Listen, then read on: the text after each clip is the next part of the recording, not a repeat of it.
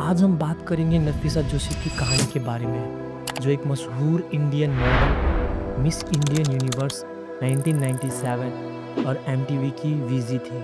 लेकिन 29 जुलाई 2004 को मुंबई की वरोसा जुहू वरोसा लिंक रोड में एक भयानक वाकया हुआ। नफीसा को उसके ही फ्लैट में फैन से लटका पाया गया। यह खबर सबके लिए हैरत अंगेज थी। सोचिए, सिर्फ कुछ दिनों पहले ही उसकी शादी होने वाली थी। शादी की तैयारी बड़ी धूमधाम से हो रही थी। घर में सब खुश थे। जब उसकी माँ ने उसे इस हालत में देखा तो वो डर गई। उन्होंने इस घर के अगल बगल के सब लोगों को आवाज़ लगाई और उसे हॉस्पिटल ले गई, लेकिन नफीसा को जिंदा नहीं बचाया जा सका। पोस्टमार्टम रिपोर्ट ने कहा कि वो सिर्फ हैंगिंग की वजह से मौत हुई है, मतलब कोई और हादसा नहीं। पुलिस ने बताया कि नफीसा ने कोई सुसाइड नोट नहीं छोड़ा। उसकी फैमिली को लगा ये दुख की सबसे बड़ी वजह उसका दिल टूटना था। उसके माँ बाप कह रहे थे कि नफीसा डिप्रेशन में चली गई थी जब उसके मंगेतर ने शादी तोड़ने की बात की थी। उस रात नफीसा के कमरे का दरवाज़ा बंद था और उसके रूम के बाहर उसकी माँ ऊषा और एक दोस्त बैठे थे। माँ ने उसे बुलाया पर वो नहीं आई। उन्होंने मेड से मदद मांगी। मेड ने पहले दरवाज़ा बजाया, फिर वॉचमैन को बुलाया। वॉचमैन ने बाहर से एसी का विंड तोड़कर कमरे के अंदर का दरवाज़ा तोड़ दिया। तब उन्होंने देखा कि नफीसा एक पंखे से दुपट्टा लपेट कर लटकी हुई थी। उसे फटाफट नाना भागी हॉस्पिटल ले जाया गया, पर वो जिंदा ना बच सकी और डॉक्टर ने उसे डेथ डिक्लेयर घोषित कर दिया। Police deputy commissioner Amitabh Gupta ने कन्फर्म किया नफीसा की मौत की वजह हैंगिंग थी और कोई दूसरी वजह नहीं। उस नज़रिए से ये फ़िलहाल सुसाइड लग रहा था, लेकिन सबसे अजीब बात ये थी, कोई सुसाइड नोट नहीं मिला। कोई लफ्ज़ भी उस दुख को बयान ना कर सका जो नफीसा ने महसूस किया। उसकी माँ ऊषा ने मीडिया को बताया कि नफीसा मेंटली स्टेयर्ड थी। उसका फियोंसे खान जुदा शादी से पीछा हटा रहा था, जिस पर नफीसा नाराज़ हो रही थी। यही वो क्लू था जो इस केस को मिस्ट्री से भरपूर बना रहा था कि शायद प्यार में धोखा की वजह से वो सुसाइड कर ले। इस कहानी का सबसे बड़ा सेंट्रल शख्स था नफीसा का फियोंस गौतम खान दूजा। गौतम मुंबई का एक ऑटोमोबाइल स्पेयर पार्ट बिजनेसमैन था जो बंद्रा के पाली हिल्स में रहता था। नफीसा गौतम का रिश्ता लगभग एक साल से चल रहा था और दोनों अगले महीने शादी करने वाले थे। उनकी मुलाकात एक नाइट क्लब में हुई थी और कुछ ही वक्त बाद उनकी सगाई भी हो गई थी। नफीसा ने अपने वर्सोबा वाले फ्लैट का सामान भी पैक कर लिया था ताकि वो गौतम के साथ नया घर बसा सके। दोनों मिलकर एक प्रोडक्शन कंपनी भी लॉन्च की थी जिसके नाम था टूज कंपनी। सब कुछ एक साथ और एक सपना जैसा लग रहा था। नफीसा जोसेफ बचपन से ही मॉडलिंग की दुनिया में थी। सिर्फ 12 साल की उम्र में उसने अपना पहला एडवर्टीजमेंट शूट किया था। बेंगलोर की एक टैलेंटेड बेटी ने एक बड़ा सपना देखा था। 1997 में वो सबसे छोटी उम्र की लड़की बनकर मिस इंडियन यूनिवर्स का ताज जीत गई और फिर मिस यूनिवर्स पेगमेंट में टॉप 10 तक पहुंची। इस कामयाबी के बाद नफीसा एमटीवी की इंडियन की एक पॉपुलर वीजी बन गई थी, जहां उसका हाउसफुल शो काफ़ी लंबी रूट चला। 2004 में वो स्टाइलिश नाम का एक फैशन शो स्टार वर्ल्ड पर होस्ट कर रही थी। लेकिन नफीसा को लोग सिर्फ एक खूबसूरत चेहरा नहीं बल्कि एक अच्छे इंसान के रूप में याद करते हैं। उसका करीबी लोग कहते हैं कि वो बहुत दिल से नेक, होशियार और थॉटफुल लड़की थी। एक पुरानी इंटरव्यू में नफीसा ने खुद को एक एनिमल राइट्स एक्टिविस्ट बताया था। उसने जिमिनी सर्कस जैसी इंस्टीट्यूशन के खिलाफ जानवरों के हक में आवाज़ उठाई थी। उसका मानना था, हम ही असल में जानवर हैं, ये सब जानवर असली खूबसूरती है, मतलब ये कि उनकी हिफाजत हमारी जिम्मेदारी है। नफीसा अपनी सेल्फ रिस्पेक्ट, समझदारी और सेंसिटिविटी के लिए भी जानी जाती है, लेकिन चमक के पीछे एक दर्द छुपा था। ایک ایسا درد جو صرف اس کے سب سے قریبی لوگ ہی محسوس کر پائے۔ اس کے کچھ دوستوں کو سمجھ ہی نہیں آیا کہ اتنی سکسیسفل اسٹرانگ پیرلیس لڑکی ایسی گہری ایموشنل ٹروما سے کیسے گزری۔ جیسے ایک دوست نے محسوس کے ساتھ کہا، نفیسہ کے پاس سب کچھ تھا، بیوٹی، ٹیلنٹ، انٹیلیجنس، پر بھی اس نے اپنی زندگی خود کیوں ختم کی؟ پولیس ریکارڈ میں لکھا تھا، نفیسہ کا سوبھاؤ کافی سینسیٹیو تھا، مطلب وہ باہر سے جتنی اسٹرانگ دکھ رہی تھی اندر سے اتنی ہی نرم اور ایموشنل تھی۔ شاید وہی اندر درد اس کی زندگی کے طوفان کا سب سے پہلا اشارہ تھا۔ اس کہانی کا سب سے اندھیرا موڑ تب آیا جب نفیسہ کا سچ کا پتہ چلا۔ اس نے جان لیا کہ گوتم نے اس کے ساتھ ایک بڑا دھوکہ کیا ہے۔ جس پہلی شادی کو توڑنے کا وعدہ اس نے کیا تھا وہ صرف ایک جھوٹ تھا۔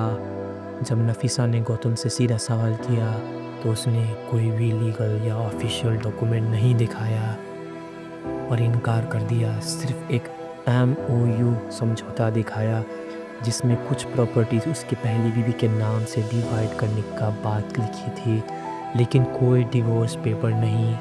نفیسہ کے پاپا نے بعد میں میڈیا کو بتایا کہ گوتم نے نفیسہ کی پرسنل ڈائری کے کچھ حصوں کو توڑ موڑ کر پولیس اور میڈیا کے سامنے اس طرح پیش کیا کہ جیسے نفیسہ خود کسی سائیکولوجیکل ڈپریشن میں تھی، جبکہ نفیسہ بار بار کہتی تھی کہ اس کے دکھ کی اصلی سبب صرف گوتم کا جھوٹ اور اس کا رشتہ توڑنا تھا۔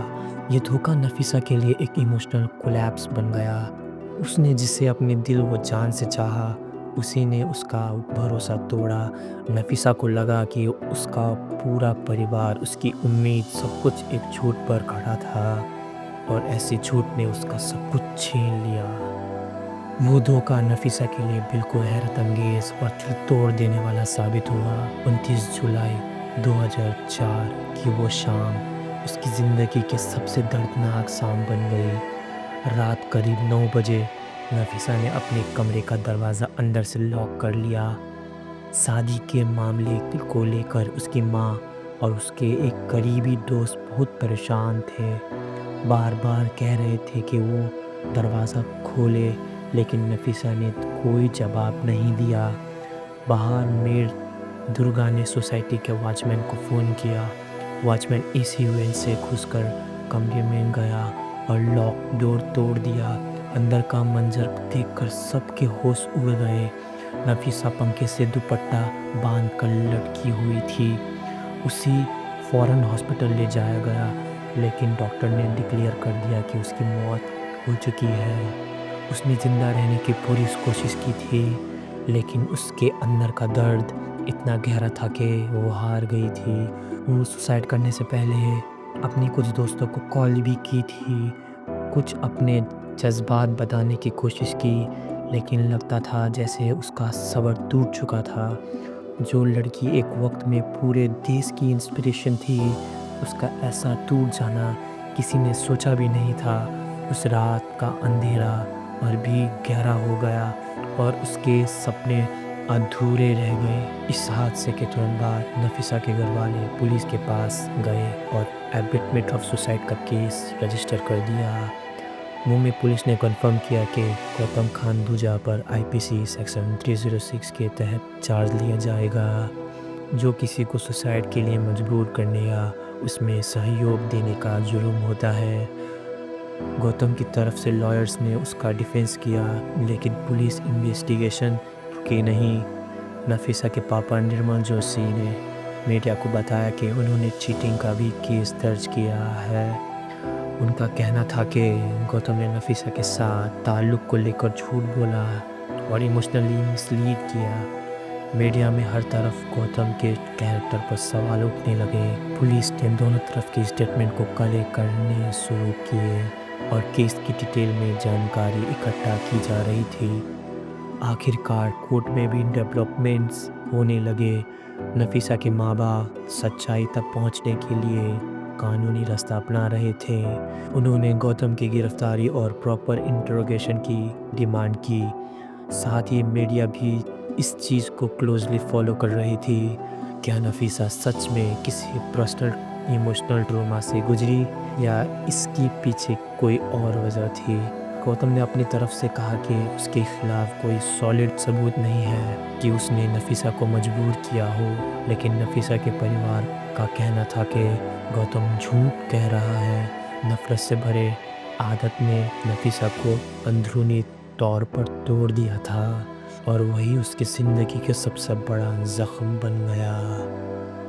नफीसा जोसेफ की दिल दुखाने वाली किस्से ने सिर्फ एक पर्सनल ट्रेजेडी नहीं छोड़ी, बल्कि एक आम जिंदगी कुछ गहरी मुद्दों पर भी रोशनी डाली। नफीसा बच्चों से बहुत प्यार करती थी और एक एक्टिव एनिमल राइट्स एक्टिविस्ट भी थी।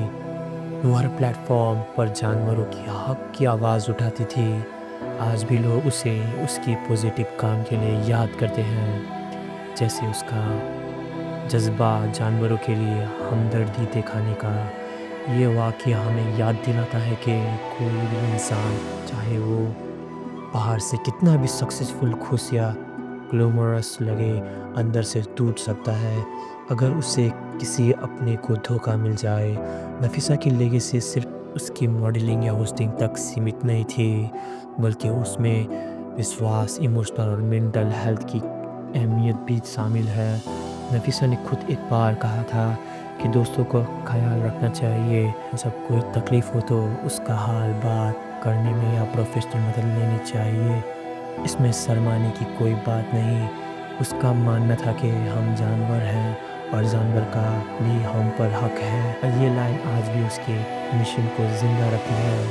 आज हम कोई लड़कियों नफीसा को एक मिसाल के रूप में देते हैं, एक ऐसी मिसाल जो बताती है कि कैसे एक लड़की पब्लिक सोशल मीडिया के जहाँ पर पर्सनल हार्ट ब्रेक के बावजूद अपनी आवाज़ उठाए रखती है, चाहे वो प्यार हो या किसी जानवर के अंधकार की बात।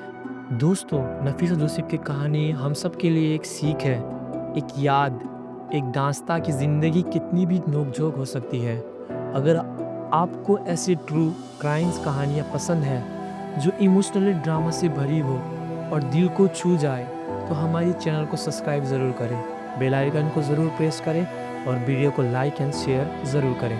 हर हफ्ते हम आपके लिए ऐसी ही कहानियाँ लाते रहेंगे ताकि हम सब बेहतर समझ सकें, दर्द को कैसे समझ सकें और किसी के जज्बात को कभी नज़रअंदाज ना किया जाए।